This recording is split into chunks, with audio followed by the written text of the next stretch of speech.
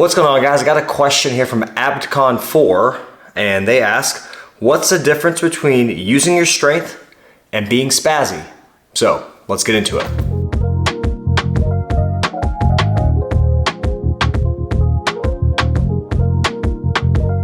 So I think I speak for most people when I say that it's not the most fun training or rolling with a spazzy white belt or a blue belt, someone that kind of spazzes out on you on the mats. I think we all probably have one or two people at the gym that are that spazzy training partner. So I made a little bit of a list of what I thought would make someone spazzy versus using strength.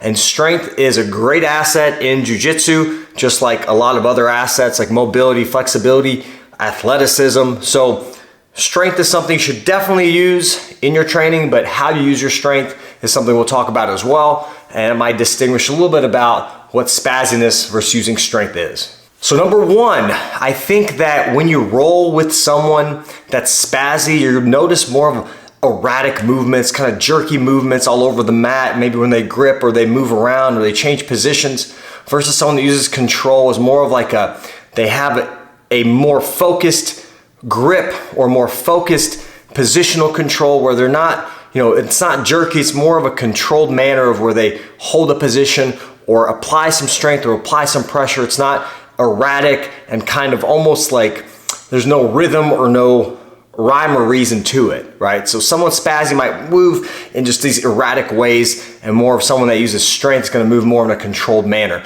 That's probably the basic or one of the main things that you could think of when you're comparing the two. That kind of leads me to point number two, which is when you're rolling with someone spazzy, it's almost always a high pace. There's never that ebb and flow of pace, like where if someone uses strength, they might get you in the side control position, they apply a little bit of strength, a little bit of pressure, and hold you there and solidify the position, versus someone that's spazzy might just kind of apply pressure in different areas at different times, and maybe even when it's not necessary, they'll use a ton of strength or a ton of spazziness, I guess. So I think that when you roll with someone that uses strength, you'll realize there's like an ebb and flow to the positions and the movements. There's some pauses or some slower speeds versus some faster speeds. They kind of turn the burners on when they're supposed to and slow down, versus a spazzy person is probably just gonna go 100 miles an hour the whole roll. Number three would be mat awareness. I think when you're rolling with someone that is spazzy, you might find that your roll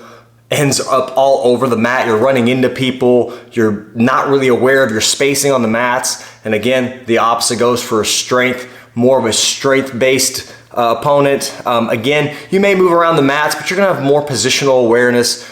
You're gonna look out for other training partners or other people training around you, rolling around you. You're not gonna be all over the mat, unaware of who you're running into. You're gonna kind of have a designated space. If the mats are pretty full, you'll be able to control your roll for the most part and be in your area and not to run into a bunch of different people. So spatial awareness is probably another factor that you can think of when you're comparing someone that's spazzy or someone that's not. So number five is that people either like rolling with you or they try to avoid you on the mats. So I think if you're spazzy, some people may try to avoid rolling with. They're probably like, man, I don't wanna try to control this person and get hit with something, or be all over the mats running into people. They may avoid rolling with you, versus if you're someone that's like a strong, controlled jiu-jitsu player, even if you're a white belt, people are gonna feel safe rolling with you. They're gonna feel a good controlled pace and controlled roll. And you're probably gonna, even though you're a tough roll, people are probably gonna be more likely to wanna roll with you because they're gonna feel safe. They're gonna feel like they're gonna get hit with something.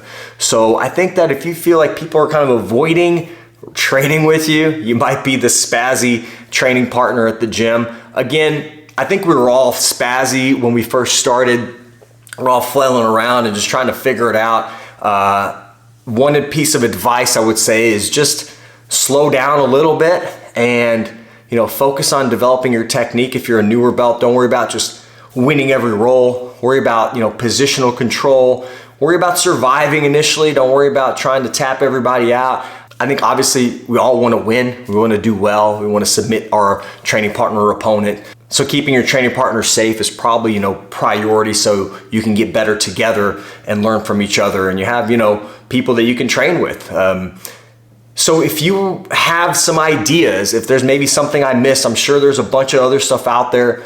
If you have a training partner that's spazzy and you think there's something they do that makes them spazzy, send me a comment, put a comment down there below, or send me some more ideas, what you think I missed or what I got right. So that's it, guys. Appreciate the question, and I'll talk to you guys next time.